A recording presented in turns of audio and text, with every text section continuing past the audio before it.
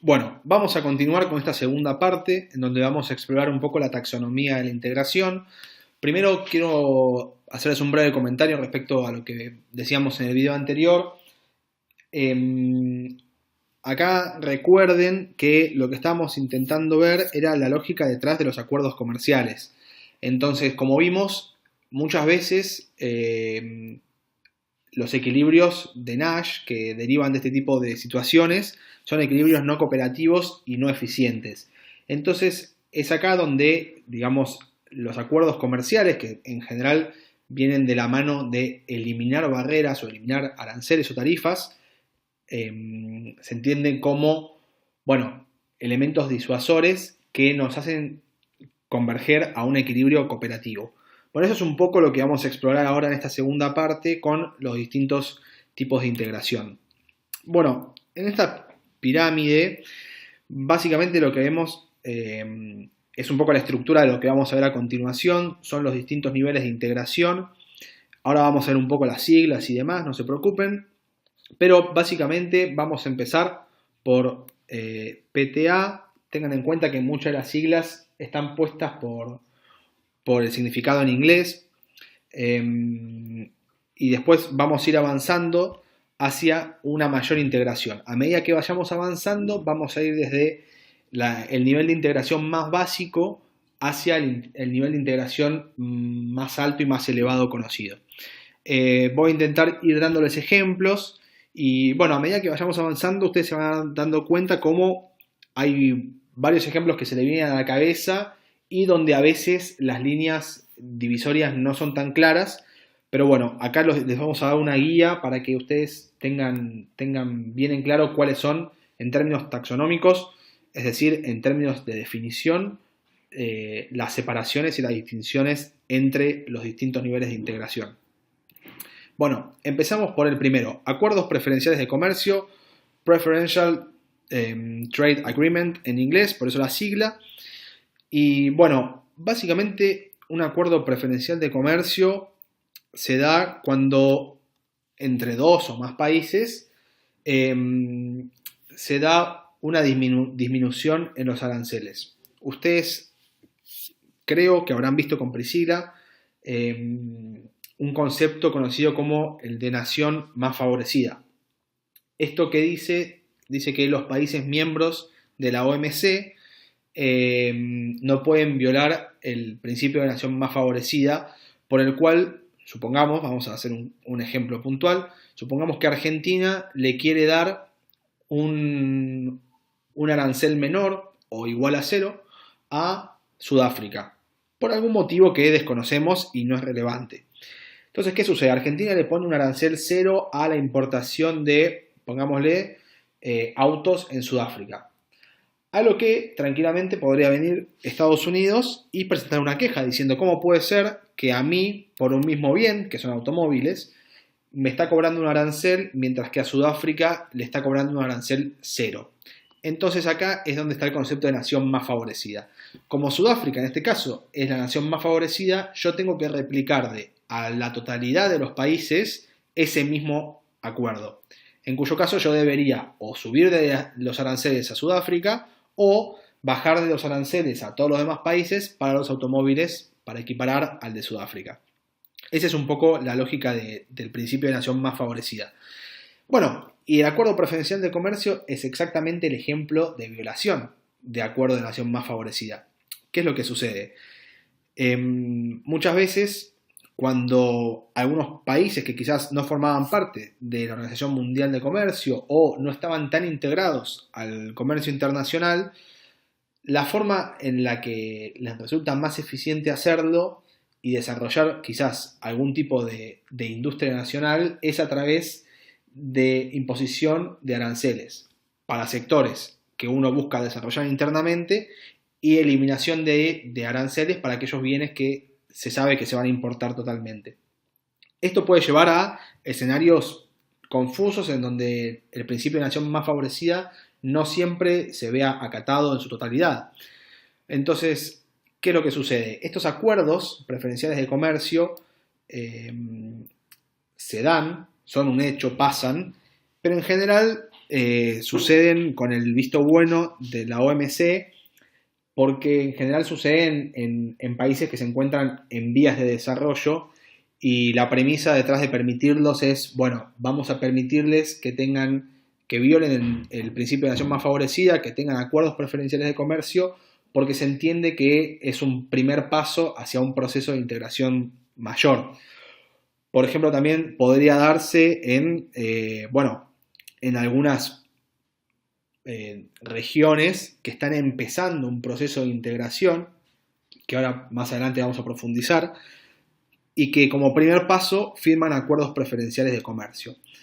Acá les traje un ejemplo del AGOA, que son los países del África subsahariana con Estados Unidos. En este caso, la OMC considera que es beneficial para los países en desarrollo, como estos del África subsahariana, tener un arancel mejor que en el resto de los países en el comercio con Estados Unidos. Luego tenemos el acuerdo de libre comercio. Este sería un paso más. Recordemos la pirámide, estamos bajando en la pirámide, pasamos de acuerdo preferencial de comercio a acuerdo de libre comercio, Free Trade Agreement, por decirlo en inglés. Acuerdos de libre comercio abundan, hay varios. Aquí tenemos en general lo que son áreas o zonas de libre comercio. En general se da entre varios países, pero podría ser entre dos países solamente. Acá lo que tenemos es la eliminación total de aranceles.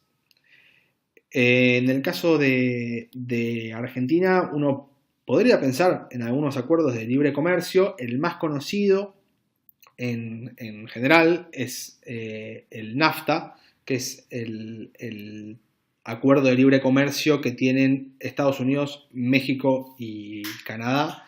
Ahora después más adelante vamos a ver unos números. Pero básicamente el objetivo principal que tiene un acuerdo de libre comercio es eliminar todo tipo de aranceles y restricciones a la circulación de bienes y servicios. Esto es un primer paso también hacia otras formas de integración, pero el primer paso para conformar una integración regional es, eliminemos todo tipo de aranceles y obstáculos que se puedan tener al comercio de bienes y servicios, y a partir de ahí profundizar los demás tipos de integración. En este caso, una de las características principales es que lo que se acuerda es el arancel cero entre las distintas naciones que componen el acuerdo. Sin embargo, se deja que cada uno de los países pongan los aranceles para países terceros, es decir, para países que están por fuera del acuerdo, que mantengan los aranceles originales o que impongan los aranceles que consideren necesarios. ¿Qué quiere decir esto? Quiere decir que, por ejemplo, retomando el ejemplo del NAFTA, México tiene un acuerdo de libre comercio con Estados Unidos. Sin embargo, eso no quiere decir que México tenga que tener los mismos aranceles con, supongamos, Argentina, que los que Estados Unidos tiene. Es decir, cada uno mantiene la independencia de poder fijar aranceles externos a los demás países. Bien, si proseguimos en un nivel mayor de integración, vamos a ver cómo estas decisiones se empiezan a tomar más en conjunto. Pero en este caso, ¿qué es lo que sucede?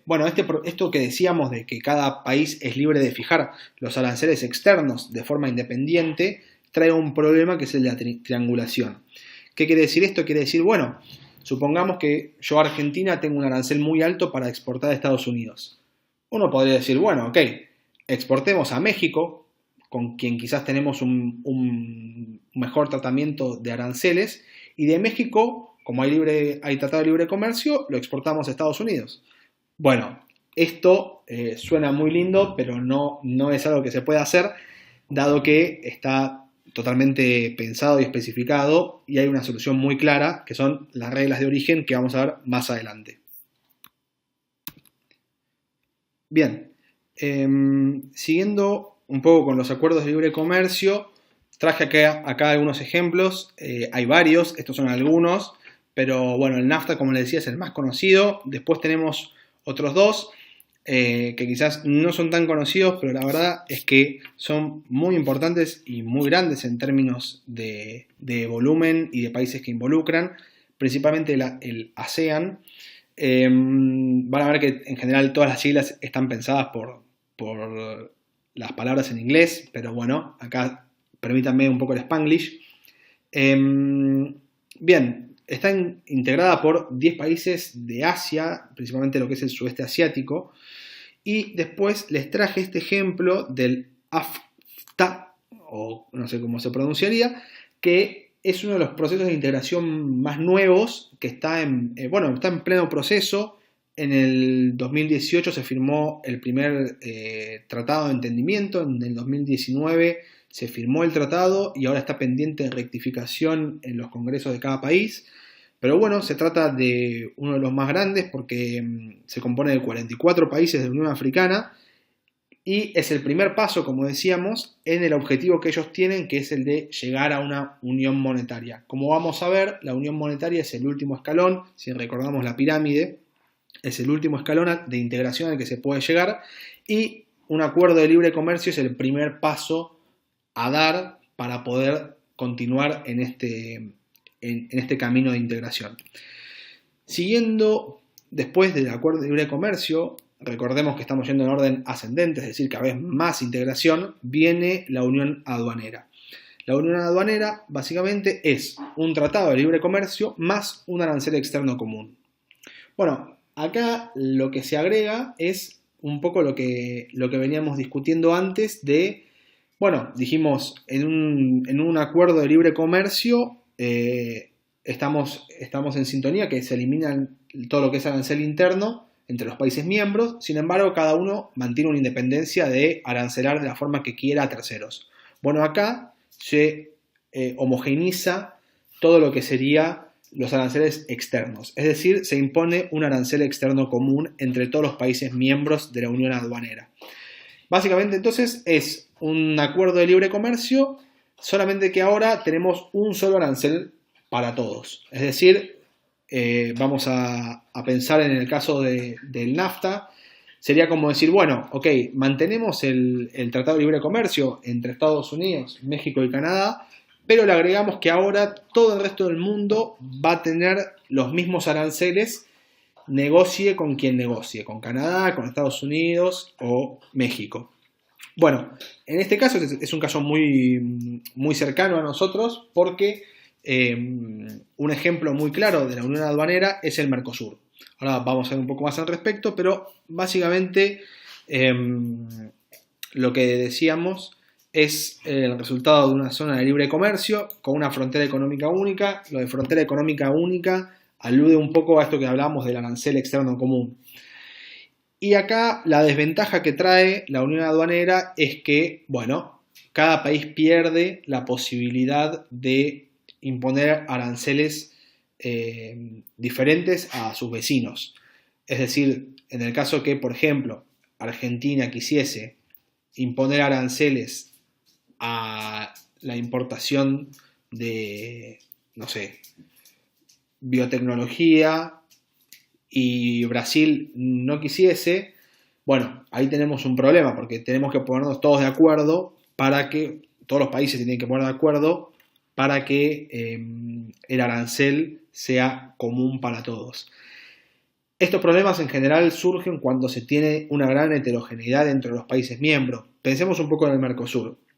El Mercosur, fundado en 1991, está compuesto por Argentina, Brasil, Uruguay, Paraguay, Venezuela y Bolivia. Acá verán, puse varios asteriscos porque, el Mercosur, digamos, la idea original del Mercosur era iniciar como una unión aduanera y converger hacia una unión monetaria. Estamos muy lejos y de hecho no hemos siquiera concluido la totalidad de la unión aduanera, es decir, todavía quedan algunos rezagos de tarifas y aranceles dentro del Mercosur que hay que ver en estos momentos también muy turbulentos para el Mercosur, en donde el presidente de Brasil dice que quiere salir del Mercosur y que no tiene ningún interés en afirmar ni reforzar el compromiso de unión aduanera. Hay que ver cómo se desarrolla, pero bueno, digamos que el Mercosur es una unión aduanera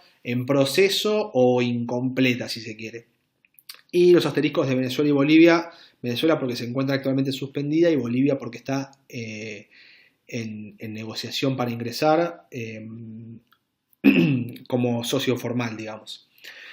Bueno, ¿qué sucede ahora si queremos continuar en el proceso de integración? Recuerden, hasta ahora en Unión Aduanera teníamos la eliminación de todo lo que es aranceles internos entre los países miembros y un arancel externo común. Bueno, ahora le vamos a agregar además la libre movilidad de factores. Recordemos que lo que permitía el Tratado de Libre Comercio era la libre movilidad de bienes y servicios. Factores, se entiende todo lo que no son bienes y servicios, es decir, principalmente todo lo que es trabajo, o sea, mano de obra o capital. Bueno, la idea es permitir que las personas se puedan mover libremente dentro del mercado común sin tener que pasar por engorrosos procesos. Es un poco lo que se buscaba en el Mercosur también, pero bueno, actualmente no es tan sencillo. Esto implica, digamos, un nivel de homogeneización a nivel de todo lo que es de leyes laborales, de leyes del sistema financiero. Implica este nivel de integración implica una gran coordinación y mucha negociación por parte de los países miembros para establecer pautas comunes. Acá como ejemplo puse la Unión Europea.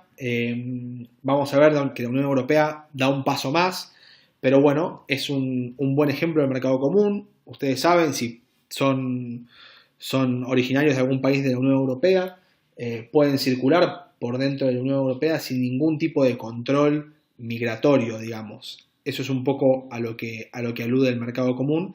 Lo mismo pasaría si tuviesen que hacer movimientos de capitales, es decir, ustedes podrían transferir su dinero tranquilamente entre los distintos países sin ningún tipo de problema. Bueno, el siguiente paso, y este sería, digamos, el mayor proceso de integración, es el de unión monetaria. Unión monetaria que se lo suele llamar a veces unión económica y monetaria. Básicamente es un mercado común, es decir, recordemos, estamos hablando de que se tiene un acuerdo de libre comercio, es decir, no se tienen aranceles internos, se tiene un arancel externo común propio de una unión aduanera y se tiene libre movilidad de factores, capital y trabajo, como un mercado común. Pero a esto se le suma una moneda común y una autoridad monetaria supranacional. Acá el claro ejemplo es la Unión Europea, en donde todos los países miembros han decidido conformar lo que se llama la Unión Europea, que tiene el Banco Central Europeo, que es el máximo regulador, el ente regulador del euro, que es la moneda de uso común. Bueno, acá este es un nivel de integración muy elevado, es el mayor de todos y además supone una enormidad de cooperación entre los distintos países. Porque pensemos que el ceder la soberanía de tu moneda, entendiendo la pérdida de soberanía en términos de, una de las principales patas de la política económica es la política monetaria y también la política cambiaria. Estas dos posibilidades se anulan cuando uno converge hacia una unión monetaria, porque ya no es más uno quien puede decidir respecto a su propia moneda, sino que es la sumatoria y la conjunción de todos los países los que toman las decisiones tanto de política monetaria como política cambiaria. En este caso, el ejemplo típico es la Unión Europea. Recuerden que la eurozona y la Unión Europea no es lo mismo. La eurozona son los países que manejan y que tienen como moneda de curso legal el euro, y la Unión Europea son los países que integran la Unión Europea, que conforman una unión económica en cuanto a que forman parte de todas las políticas de coordinación y remoción de aranceles y de libre movilidad de trabajo y de capital, pero que han decidido quedarse con su moneda nacional y no entrar en el euro. Bueno, actualmente son 27 estados, empezó en 1993, pero es muy dinámico, hay muchos países que quieren entrar. Bueno, hace poco tuvimos el ejemplo del Brexit, que es el caso contrario, es alguien que quiere salir de la integración, es decir, quiere ir para atrás. Acá, bueno, uno pensaría, en función de lo que estuvimos viendo, que el objetivo siempre es construir hacia una mayor integración y no hacia atrás. Pero bueno, este es un ejemplo, la verdad, muy atípico y sirve un poco también para pensar los costos y beneficios que tiene romper con lo que es una unión monetaria. Bueno, acá les traje estos gráficos que saqué del libro de Porta. En estos gráficos, básicamente lo que se busca es expresar de forma gráfica e intuitiva los distintos tipos de integración regional.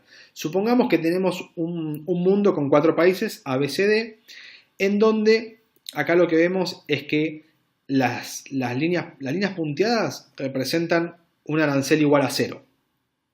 ¿Sí? En este caso acá, esto sería arancel igual 0.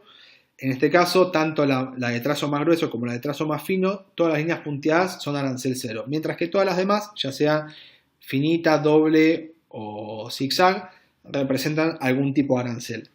Entonces lo que yo les voy a pedir acá es que pongan pausa en el video y piensen a qué forma de integración económica corresponde cada gráfico. Les doy un segundo para que pausen, piénsenlo. Yo ahora igual voy a continuar con la respuesta. Bueno, espero que hayan pausado y hayan podido reflexionar.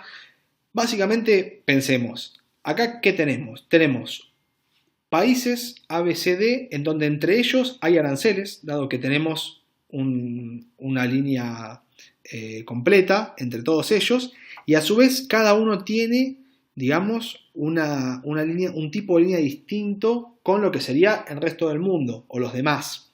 Bueno, en este caso, ¿qué tenemos? Tenemos 4 países que no tienen ningún tipo de integración, porque todos tienen aranceles entre ellos y a su vez todos ponen aranceles distintos para los externos.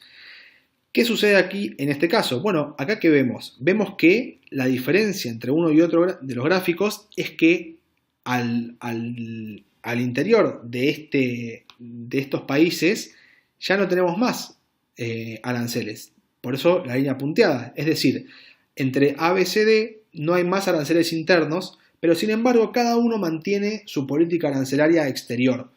Es decir, A podríamos pensar que es el más liberal porque mantiene un arancel igual a 0, por eso la línea punteada, mientras que B, C y D cada uno decide poner un arancel distinto. Bueno, esto es el típico caso de un acuerdo de libre comercio, en donde cada uno mantiene su arancel exterior, pero dentro de la unión de estos países hay arancel 0.